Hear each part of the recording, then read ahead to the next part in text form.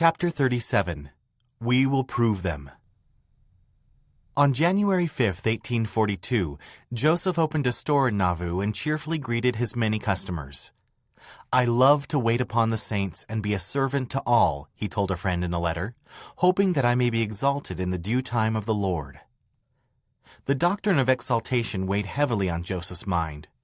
In February, he turned his attention back to the Egyptian scrolls he had purchased in Kirtland and the unfinished translation of Abraham's writings. The new scripture taught that God had sent his children to earth to test their faithfulness and willingness to obey his commandments.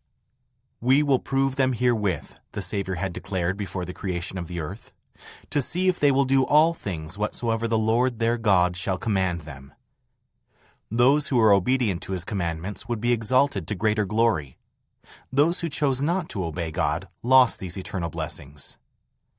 Joseph wanted to help the saints learn these truths so they could progress toward exaltation and enter into God's presence. In Kirtland, the endowment of power had fortified many men for the rigors of the mission field, but God had promised to bestow a greater spiritual endowment in the Nauvoo temple. By revealing additional ordinances and knowledge to faithful men and women of the church, the Lord would make them kings and queens, priests and priestesses, as John the Revelator had prophesied in the New Testament. Joseph urged the 12 and other trusted friends to be obedient to the Lord as he prepared them to receive this endowment of divine power. He also taught the principle of plural marriage to a few more saints and testified of its divine origin. The previous summer, less than a week after the apostles returning from England arrived in Nauvoo, he had taught the principle to a few of them and instructed them to obey it as a commandment of the Lord. While plural marriage was not necessary for exaltation or the greater endowment of power, obedience to the Lord and a willingness to dedicate one's life to him were. Like Joseph, the apostles at first resisted the new principle. Brigham felt such agony over the decision to marry another wife that he longed for an early grave. Heber Kimball, John Taylor, and Wilford Woodruff wanted to delay obedience as long as possible. Following the Lord's command, Joseph had also been sealed to other women since his marriage to Louisa Beaman. When teaching a woman about plural marriage, he would instruct her to seek her own spiritual confirmation that being sealed to him was right. Not every woman accepted his invitation, but several did. In Nauvoo, some saints entered plural marriages for time and eternity, which meant their sealing would last through this life and the next. Like monogamous marriages, these marriages could involve sexual relations and having children. Other plural marriages were for eternity only, and the participants understood that their sealing would take effect in the next life. In some cases, a woman who was married for time to a disaffected saint, or to a man who was not a member of the church, or even to a church member in good standing, could be sealed for eternity to another man. After the sealing ceremony, the woman continued to live with her current husband while anticipating the blessings of an eternal marriage and exaltation in the life to come. Early in 1842, Joseph proposed such a sealing to Mary Lightner, whose husband Adam was not a member of the church. During their discussion, Joseph told Mary that the Lord had commanded them to be sealed together for the next life. "If God told you that," Mary asked, "why does he not tell me?" "Pray earnestly," Joseph replied, "for the angel said to me you should have a witness." Joseph's invitation unsettled Mary. In teaching her about plural marriage, Joseph had described the everlasting blessings of the eternal marriage covenant. When Mary had married Adam, they had made promises to each other for this life only. Now she understood that she could not make eternal covenants with him unless he first agreed to be baptized by proper authority. Mary spoke to Adam about baptism, pleading with him to join the church. Adam told her that he respected Joseph, but he did not believe in the restored gospel and would not be baptized. Longing for the blessings of eternal marriage, yet knowing she could not receive them with Adam, Mary wondered what to do. Doubts flooded her mind. Finally, she prayed that the Lord would send an angel to confirm to her that Joseph's invitation was right. One night, while she was staying with her aunt, Mary saw a light appear in her room. Sitting up in bed, she was startled to see an angel dressed in white standing beside her. The angel's face was bright and beautiful, with eyes that pierced her like lightning. Frightened, Mary threw the covers over her head, and the angel departed. The following Sunday, Joseph asked Mary if she had received an answer. "I have not had a witness, but I have seen something I have never seen before," Mary admitted. "I saw an angel, and I was almost frightened to death. I did not speak." "That was an angel of the living God," Joseph said. "If you are faithful, you shall see greater things than that." Mary continued to pray. She had seen an angel, which strengthened her faith in Joseph's words, and she received other spiritual witnesses over the coming days that she could not deny or ignore. Adam would still be her husband in this life, but she wanted to ensure that she received all the blessings available to her in the life to come. She soon accepted Joseph's invitation, and Brigham Young sealed them together for the next life. Under Joseph's direction, John Taylor and Wilford Woodruff began publishing the prophet's translation of the Book of Abraham in the March 1842 issues of the Times and Seasons. As the saints read the record, they were thrilled to discover new truths about the creation of the world, the purpose of life, and the eternal destiny of God's children. They learned that Abraham had possessed a Urim and Thummim and had spoken with the Lord face to face. They read that the earth and everything in it had been organized from existing materials to bring about the exaltation of the Father's spirit children. Amid the excitement over the publication of the Book of Abraham and the soul-expanding doctrine it taught, the saints continued making sacrifices to build up their new city and construct the temple. By this time, Nauvoo had more than 1,000 log cabins, with many frame houses and solid brick homes completed or in the works. To better organize the city, Joseph had divided it into 4 units called wards and appointed bishops to preside over them. Each ward was expected to assist with temple building by sending laborers to work on the Lord's house every 10th day. Margaret Cook, an unmarried woman who supported herself as a seamstress in Nauvoo, watched as work on the temple progressed. She had been working for Sarah Kimball, one of the earliest converts to the church, who had married a successful merchant who was not a Latter-day Saint. As Margaret worked, she and Sarah sometimes talked about efforts to build the temple. The walls were still only a few feet high, but already craftsmen had built a temporary space in the temple's basement and installed a large font for baptisms for the dead. The font was an oval pool of expertly shaped pine boards, sitting on the backs of 12 hand-carved oxen and finished with fine moldings. Once the font was dedicated, the saints had begun performing baptisms for the dead again. Eager to contribute to the temple herself, Margaret noticed that many workers lacked adequate shoes, trousers, and shirts. She suggested to Sarah that they work together to provide new shirts for the workers. Sarah said she could supply the materials for the shirts if Margaret did the sewing. They could also enlist the help of other women in Nauvoo and organize a society to direct the work.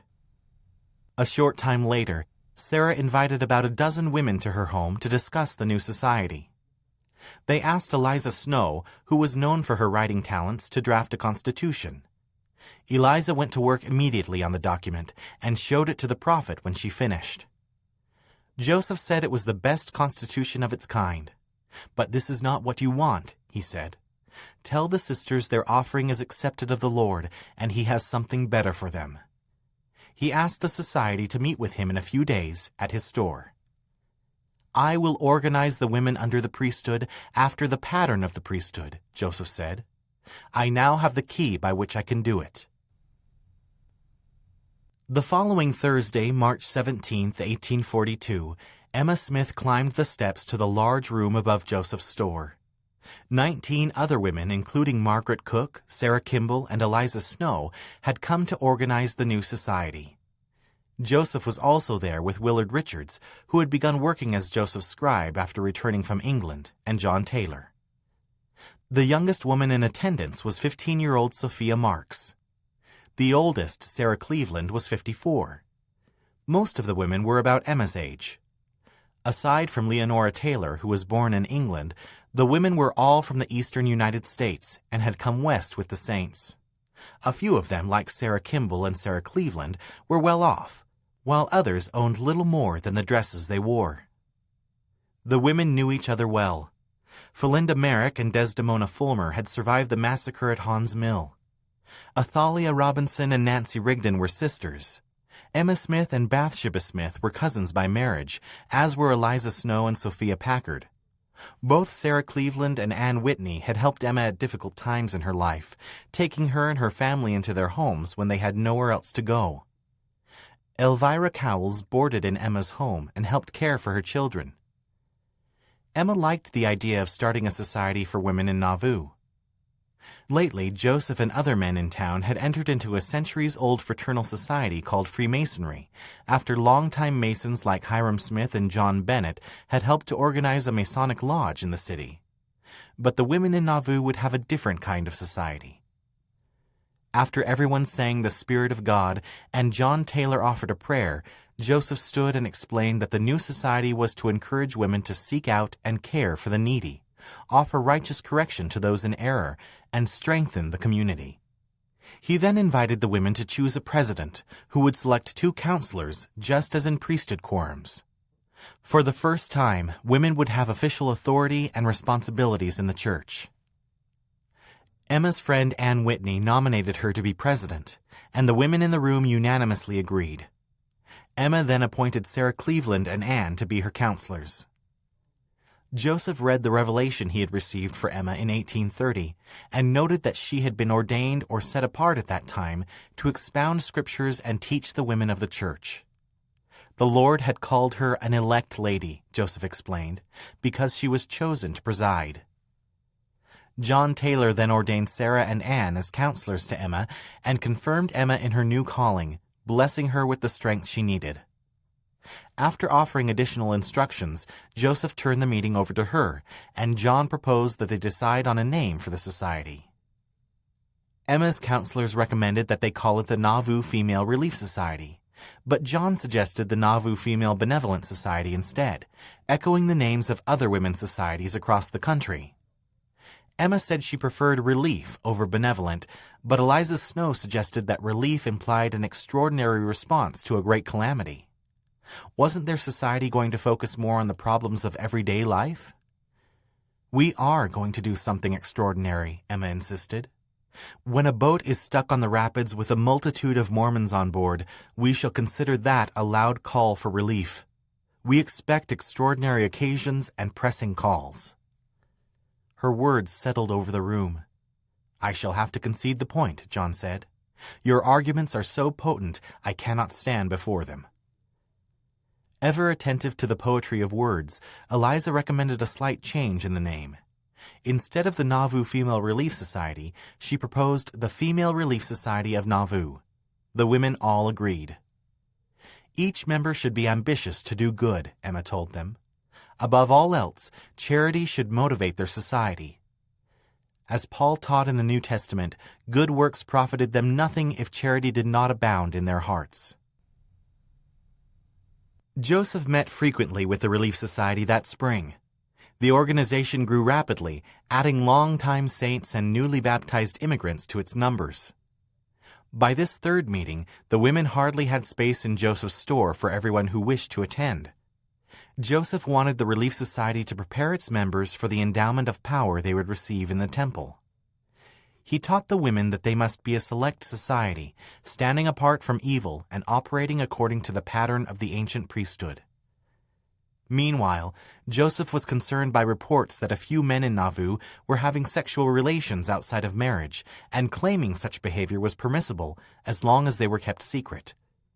The seductions, which corrupted the Lord's teachings on chastity, were spread by men who cared nothing for the commandments. If these men continued unchecked, they could become a serious stumbling block for the saints. On March 31st, Joseph asked Emma to read a letter to the Relief Society advising them that church authorities never sanction such actions. We want to put a stop to them, the letter declared, for we wish to keep the commandments of God in all things. More than anything, Joseph wanted the saints to be worthy of the blessings of exaltation. If you wish to go where God is, you must be like God or possess the principles which God possesses, he told the saints that spring. As far as we degenerate from God, we descend to the devil and lose knowledge, and without knowledge we cannot be saved.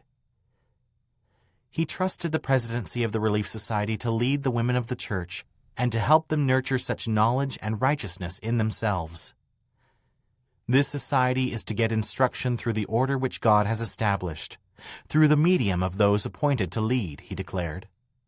I now turn the key to you in the name of God, and this society shall rejoice, and knowledge and intelligence shall flow down from this time. On May 4, 1842, Brigham Young, Heber Kimball, and Willard Richards found the upper room of Joseph's store transformed. On the wall was a newly painted mural. Small trees and plants stood nearby, suggesting a garden setting. Another part of the room was sectioned off with a rug hung up like a curtain. Joseph had invited the 3 apostles to come to the store that morning for a special meeting. He had invited his brother Hiram and William Law as well, both members of the First Presidency and 2 of his closest advisers. Also in attendance were Bishops Newell Whitney and George Miller, Nauvoo Stake President William Marks, and church leader James Adams. For the rest of the afternoon, the prophet introduced an ordinance to the men. Part of it involved washings and anointings, similar to the ordinances given in the Kirtland Temple and the ancient Hebrew tabernacle. The men were given a sacred undergarment that covered their bodies and reminded them of their covenants. The new ordinance God revealed to Joseph taught exalting truths. It drew upon scriptural accounts of the creation and the Garden of Eden, including the new account found in the Abraham translation, to guide the men step by step through the plan of salvation. Like Abraham and other ancient prophets, they received knowledge that would enable them to return to the presence of God. Along the way, the men made covenants to live righteous, chaste lives and dedicate themselves to serving the Lord. Joseph called the ordinance the endowment and trusted the men not to reveal the special knowledge they learned that day. Like the endowment of power in Kirtland, the ordinance was sacred and meant for the spiritually minded.